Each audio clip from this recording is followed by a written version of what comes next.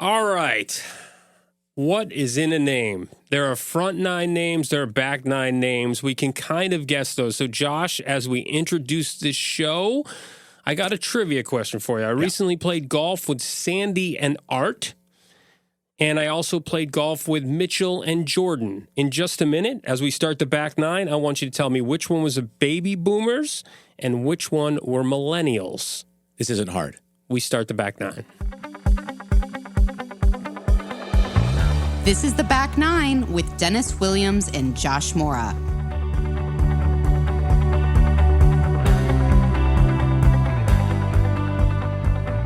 All right. It's what's in a name. Yeah. Sandy and Art. Sandy and Art are clearly boomers, if not whatever we call the generation And Mitchell before, and Jordan are clearly millennials. Very I have a good well friend done. It is incredible, though. Like, that's a true story. I have a good friend who has 3 kids, and his 2 boys are named Mitchell and Jordan, and they're millennials. That's perfect. Right? Perfect. What about Dennis? Dennis could be a lot of different things, but My name is actually really cool. So Dennis is a male name of English and Greek origin. It means follower of Dionysus, who is the Greek god of wine, fertility, and ecstasy. Dionysus was also responsible for the growth of vines in spring and the originator of winemaking. How perfect is that for me? It's ideal for you. The name Dennis is also a variant of Dionysus, which means son of Zeus in Greek mythology. Yeah. That's like a mic drop right there. Right. Joshua means Zeus. No, I'm kidding. But it does mean Joshua's Hebrew, and it means God is salvation. And my last name, Mora, probably shortened from something, but Mora in Hebrew means teacher. So the whole thing that we talk about with spirituality and teaching and finding salvation through spirituality, whether we call it God or Yahweh or the universe, that's awesome. I'm the messenger. So real quick, that takes me into that. You really have gotten me into, I've always done it, but I'm really committed to meditation now, right? So one of the teachers there talks about if you do it consistently, you're going to have this amazing emotional regulation. It's a word I never heard, term I never Emotional heard regulation. Emotional regulation. I'd never, ever thought of or conceived of that term. I now really, literally know what it means. It's an amazing transformation. Now, do I have it 100% of the time? No. Am I perfect at it? Far from it. But when I think about that term, regulating my emotions, as somebody, a lot of guys do, I've always kind of run hot, right? Mm-hmm. It's the competitor in me. It's the whatever you want to call it. I've always kind of run hot, been very emotional. It's a blessing and a curse, right? But this emotional regulation that I've discovered in the last few months has been really life-changing. Like, there have been moments when I have called on it to just take a deep breath. Like, I don't need to bring up the different times, but things that are able to okay, do a little breath work here, regulate your emotions, and don't have the reaction or the reactive moment that you would have had previously. Yeah. And I can literally, almost every day, there's one time when I emotionally regulate myself. So, and even at night, I sleep better thinking about it. I'll wake up and normally I'd have 7,000 things going through my brain and I'd want to get up. And now I can sort of emotionally regulate at night and sleep better. Again, not 100% of the time. That's why they call it a practice, right? It's constant work in progress. But man, it has been a big change for me. A handful of jokes came into my mind. I'm going to bypass those because I want to say that I see that in you. I'm reflecting that back to you. I don't know that I would have put it in those terms, but now that you mention those terms, I noticed that for you, and that's great to see. The other point I would make is that the guest that we have today is perfect to talk about those things and many others. And it's a thrill. So our guest is Morgan Rich. I'm going to bring him in a minute, but just a little background on who he is for our audience. Morgan and I have known each other since we were little kids. I mean, he lived around the corner from me when we were 3 years old. And we were really close from the time we were 3 to 14, 15. We went to summer camp together. We went to grade school and middle school together, played sports together. And then he went to boarding school. And we've stayed close, right, Morgan? We've definitely stayed around each other. We've known what's been going on, but we really haven't been in touch much as adults. And so I want to hear the story. You're an author now and a life coach. We're going to talk about the book and a bunch of things within the book. But I want to know a little bit more about your journey. How did you become a life coach? What was the path that led you to this position where you are now helping mostly men, but men and women find their way to have better lives? Yeah, thanks. Yeah, really nice to be here, you guys. Yeah. And Dennis, thanks for just what a beautiful reflection, Josh, you just made for Dennis of feeling that emotional regulation. And I am curious about all the stories and where it shows up because it's such a beautiful thing from the meditation. And it shows up for me in hockey and in life and in intimacy and like sleep. I mean, it's all over. So beautiful intro. Josh, I mean, you know that what happened after, at the boarding school, and you Right. were a huge part of it. You even introduced Cranbrook to me. So I wandered off and played hockey and had an amazing experience. And then, when I was a senior, my dad got diagnosed with a brain tumor and died that year. And something really shifted in me in that. Like, I consider it one of the biggest gifts of my life and one of the hardest, for sure, one of the hardest things. And I just realized that at that point, like, there wasn't anyone there for me in the way that I wanted someone to be there for me. I was a young guy. I was an athlete. I wasn't really a very good student. But my whole, like, what I have is I have this incredible, like, I just really, really care about people. And I really, really care about people living big lives. And I didn't really know that at the time. But some amazing things happened after he died. It was my first year of college. I made a commitment to not drink or smoke or do any drugs to get myself through that. I just sort of went through it. And there weren't really any adult men who showed up in my life at that point. And I really needed someone to help me find my way into sort of the territory of meditation, spirit, caring in a way that is outside of the status quo, let's call it. And it was really lonely and it was really, really tough. And the gift that came in there and the sort of commitment that I made was I have to be there both for myself, which I learned that, like be there for myself thing, but also for others. And that really began the journey of how do I be there for young men particularly, but young people to help them find their way and connect to their, let's say, essence, their soul, their, however you want to say it, their gifts, and really be seen for who they are and how they be in the world. So how difficult is that? Because that's not instinctual for most men, right? Like or they have to get there. They have to find that in themselves, sort of like the journey that Josh and I have been on for the last several years. Josh a little longer than me, but we're on that back nine journey. I guess you can find it on the front nine. You did, but how would you say men should get into this? Yeah, it's a beautiful question, Dennis. And one of the things that I would say is the way that I phrased it in the book and the way that I feel it is it's more about remembering than it is about creating. So what I would say is that in this culture, it is easy to get pulled into a type of masculinity, into a type of life that is not connected to our essence and not connected to who and how we really want to be. And so what I would say is the practices are like what you guys are doing, is the meditation, is the breathing, and that can show up in sports. It can show up in a lot of different ways of like being connected to self. And so the remembering piece is to say, what is the man who I know myself to be? Like in the core, in the essence of what is it to treat myself and my people and the world with a huge amount of dignity and respect and care. And what I want to believe and what I really do believe and want to say is it's that we are good men. Like we are good human beings in our core, in our essence.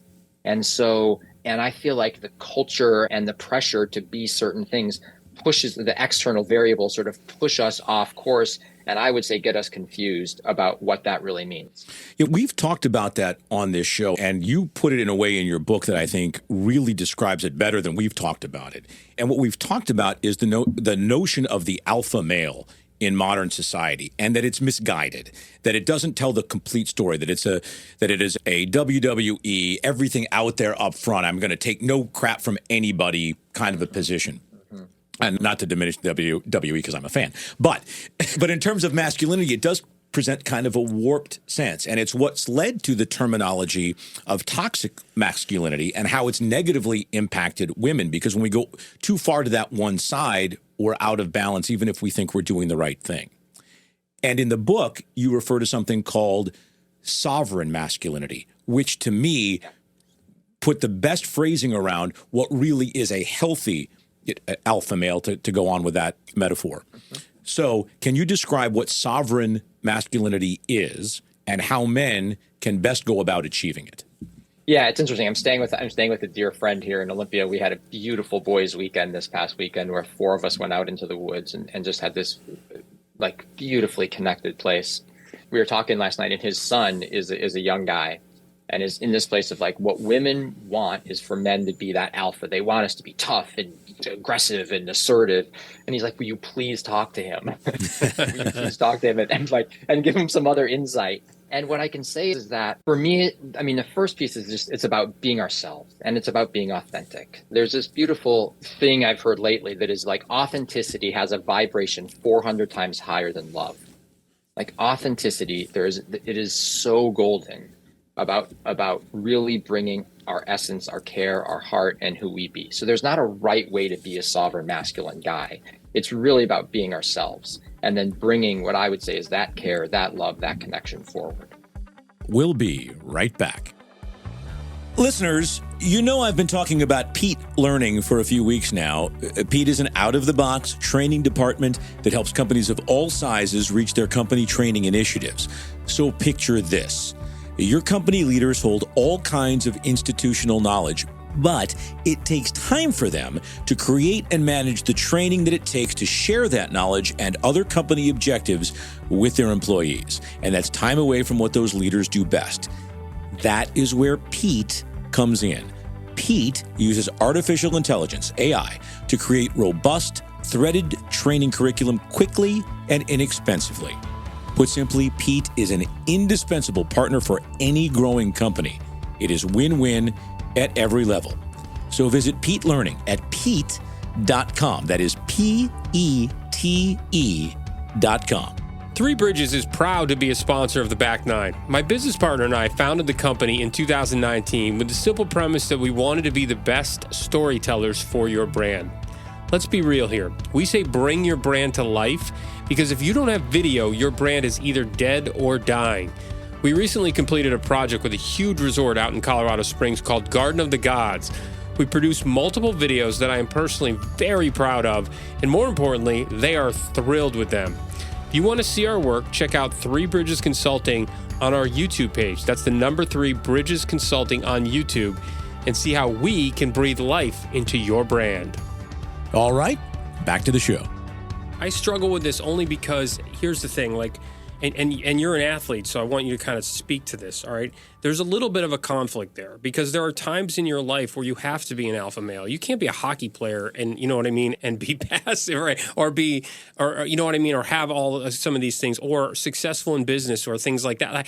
There are times when the alpha male has to come out. It has to, for you to survive, for you to win, for you to do the kinds of things that men do. So how do you balance that in your teaching with this person you were talking about, or anyone, or yourself, because you're an athlete, an achiever, and things like that? The alpha male has to come out at times, right?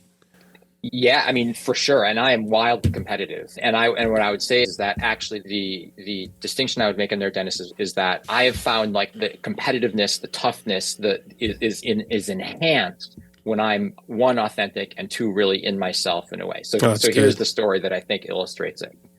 Is that so? I play pickup games of hockey because I live in my van, and so I travel around and I find pickup games. So I'm playing a game and I'm standing my game has gotten. I'm playing the best hockey I've ever played in my life, and which is to say a good amount. So I find that like sweet little spot in the slot where I'm just like wound up for a one-timer. I'm just ready right there. I'm like quiet because like I'm like hiding right in the slot, and all of a sudden the guy slams me in the back, like just cross-checks me in the back. And I was like, what the hell is going on? This is a pickup game. And he got me in that right place. And so I turn around and I'm like, dude, like, what in the world are you doing? And he's like, and he slams my stick like as hard as he can, you know? And I was like, dude, like, calm down. And he's like, you want to go? You want to go? And I'm like, my friend, look, this is a pickup hockey game. Like, I'm not going to fight you, but do not cheap shot me. Like, don't cheap shot me. And he is like right in my face, and he's getting red, and he's like going after it. And I'm like, my friend, we can do this differently, right? Like, we do not need to fight and be that like we're going to calm down and play hard, because please play hard. I want you to play hard. I play hard. but we are not going to go to the place where we are trying to hurt each other. And then he tried to slew foot me. He tried to like knock my skate out from underneath me. And I just came right at him. And I said, my friend, we are not going to do this. And he just kept saying, like, you want to go? You want to go? And I was like, no, I'm not going to go. And it was this place of like, I was so grounded and with myself and clear that I wasn't going to be bullied and I wasn't going to back down and I wasn't going to fight it. And he calmed down, and he's a really good player. And so then it went from there to then I gained respect in that moment of saying like, of just like the presence. And I was right there with him. Yeah. And that's so cool. That's what I would say is that like, I wasn't going to fight, but I also wasn't going to back down. And I was really strong. And I'm going to circle back to the question, which is to say what I've found is that as I've been with many different women friends in a lot of different ways. I mean, in the last couple of years, I've explored my desire and my ability to be sexual in the world, unlike I've ever done before, because I was very repressed and there was a lot of shame and a lot of things like that. So it's been this really beautiful opening of treating people, women particularly, with a huge amount of care and love as I enter into this place of exploring my sexuality and desire in all those places. And what I found is that because I bring so much care and so much presence into the interaction, and I'm not there to get anything, like I'm not trying to get anything from them. I'm really loving the intimacy and the connection with them. That is that the conversation about what are the boundaries, how do we want to be together? What kinds of relationships have you had? What kinds of things do you want? Like those conversations are so beautifully intimate and uncomfortable. That what then happens is that the women then numbers of them have said this to me, they then open and it opens their heart and their bodies to me in a different way. Right. And that's part of what sovereign masculinity is, right? That it draws that in and in the book you talk about, and we won't go into this here, so we'll leave something for our readers or our audience to go find in your book about solar energy and lunar energy and how they're different for men and for women. And it's fascinating about how it leads to sovereign masculinity and more intimacy. How do you help men get there? You have a studio, you have these retreats, you have your programs so it's more than just being a book and a life coach where you have clients, but you have these organized events. You even kind of alluded to a small one you've just had this weekend. What happens in these sessions, whether they're shorter sessions or long retreats, that helps men identify with that authenticity and get to that place where they can find more intimacy? Yeah, thanks for asking. It's a beautiful, yeah. And so there's a combination of things. I mean, it's so much about helping people find their heart and themselves and holding a space that is a safe place. And this is true with men and women. I mean, this is the same thing that happens with women, is that my sort of, what the vision I have is I want my people to be entering the arena of their life with full like blossoming and like that they are ready to go. And so I hold this space of protection for them. I just have this ability to see the biggest part of them. Like I can sort of see into the gifts and the beauty of who they be. And then I keep reflecting that back to them. And hold them in that place. And so there's that element of it, and then allow them to grow into it and allow them to start to bring that forward. And it, like the weekend with the guys, like we are all doing that for each other. Because what happens is once that starts to come alive, then we're all operating from our gifts. We're asking the good questions like you guys are doing. You're in this flow of ease and grace where it's like we are each in our element, bringing the different pieces that we bring. And there's an element, I was talking to Brian, my cousin, about golf, actually. I was thinking about you guys and Dennis again. I was curious about your earlier conversation about the emotional regulation of positive self-talk, of how we talk to ourselves is so golden. And Brian can get a little bit heated and from when we were kids and still does. And he just said, like, I want to do better in my golf game. And I said, dude, you got to start being kind to yourself. Like how you tell your story about what you're doing and how you're doing it makes all the difference in the world. If you're struggling and you're saying like, God, I really suck at this and I'm never going to get it and I can't get them and I'm just like, I keep losing my cool, then that's going to be the story you live into. And if you say, wow, like I am learning, I am growing, I am here courageous enough to keep playing, to keep trying, and I'm struggling, but I'm getting better, and I can feel myself getting better at it. And so that's a piece that like when I took some young guys out on an adventure last year, I kept the positivity coming at them, kept helping them see themselves in the light instead of the dark, and protected them from some of those old male stories that say like, you got to be tough, or you got to be this, or like we're going to complain and like make everything wrong and bad, and just really shower them in the positivity. So those are some of the pieces. And so it's like really, and building a practice like you guys are doing of meditation, of exercise, of starting to have a daily practice of how do you connect to self. We could probably talk about the emotional intimacy or intimacy with women for an entire episode, but I think obviously it probably takes multiple sessions and a weekend or a retreat and everything else. But for the purposes of our audience and the men listening to this show, could you give a couple of practical things that they can do to bring this into their relationship, to bring this sort of emotional intimacy into their relationship and make that connection better? Yeah, I mean, I like to say, listen with the ears of your heart. Like really listen, and listen in a way that comes from a place of curiosity. And so you engage the curiosity, and it's about really knowing a person. And the thing that's really important, Dennis, is that it's authentic. Like the authenticity is really important. And so it's like sort of finding a place in you where you actually genuinely care. And that in itself is a trick. So it's that piece, just like really being genuine in your curiosity and desire for connection. There's also a place of steering into the uncomfortable places, right? A lot of what I talk about in the book is discomfort, and about, I would say, in our lives, there's places where we know we want to be better. We know we want to do things differently. We want it, or you're in a job that you don't want to be in, or you're in a relationship where there's crunchy stuff, or there's a lot of different places. And going into, not away from those places, is really significant. So in a connection with someone, saying the hard thing, right? Being willing to be vulnerable, be uncomfortable, and again, curious, is really, really beautiful. You know, Morgan, we're just scratching the surface of this. There are so many. I've got stars along my nose of all the things that I want to keep going. But our audience can keep going with you. I mean, we'll have you back at some point, of course, but they can keep going with you. Great. The book is called? The Invitation Beyond, Reclaiming Healthy Masculinity, Mastering the Challenges of Happiness, Freedom, and Intimacy. And they can get it anywhere, Amazon, et cetera, or it's coming. It's not yet out. Okay. I'm doing the cover design by the time this airs, it probably will be out. So Amazon, yes, you'll find it on Amazon and on my website and places like that. And are you doing the audiobook?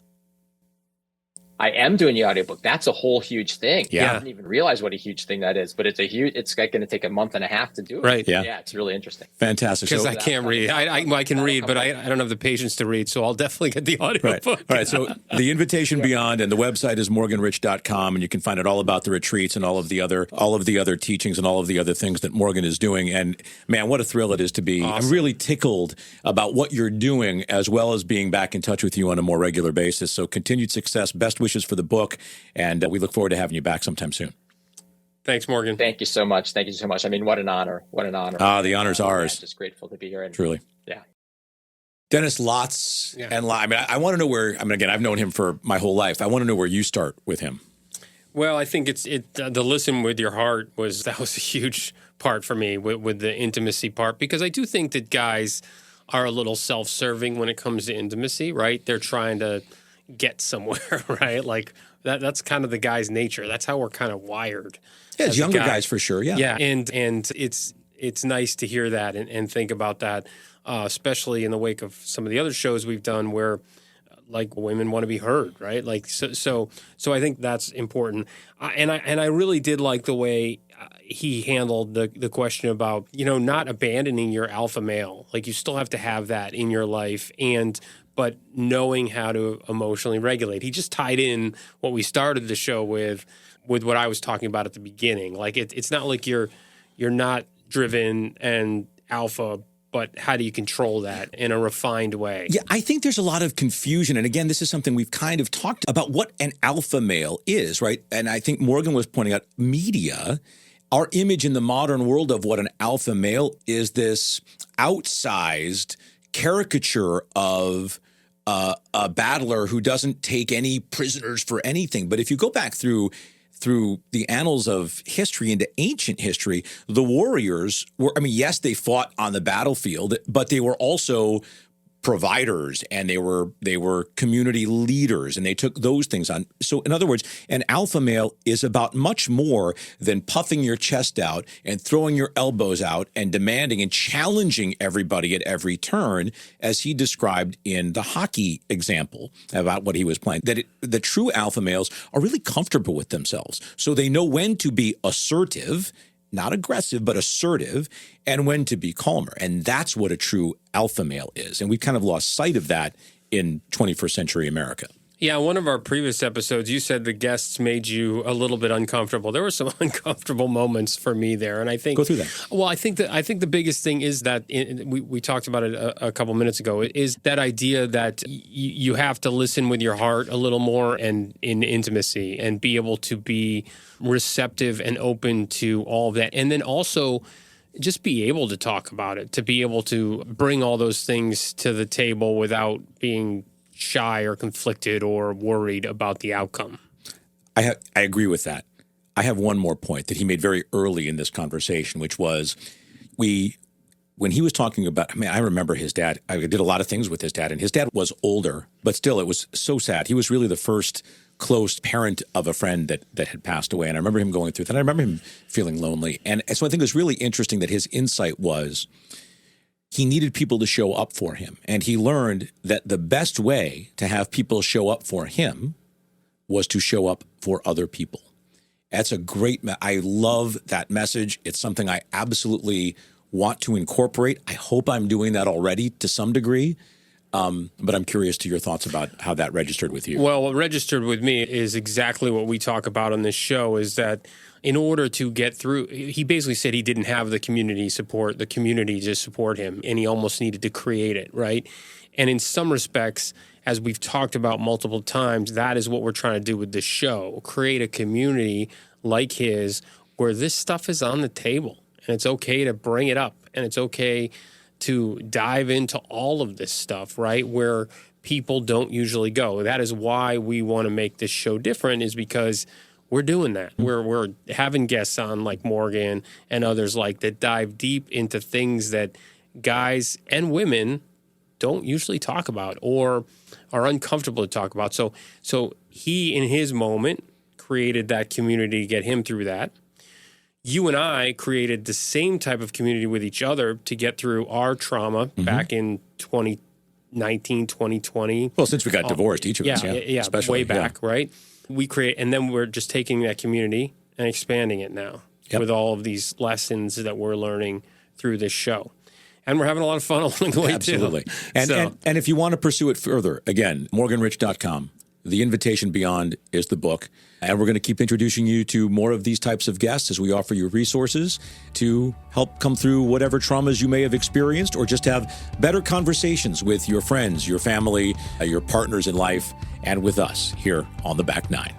Hey, listeners, we just wanted to thank you for being a part of our community to date. We love the feedback you've given us to this point as we continue to build The Back Nine above and beyond what we're already doing. Yeah, help us by following, subscribing, and or downloading and sharing with your friends and family as well. We have lots of plans for how we can continue to provide good perspective and fantastic resources for all of you.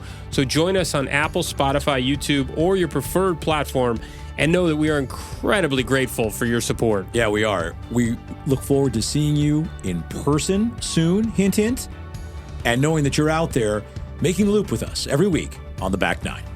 The Back Nine is fully baked with hugs and kisses by Stella Mix Productions and recorded at Pixelworks Studios in Delray Beach, Florida.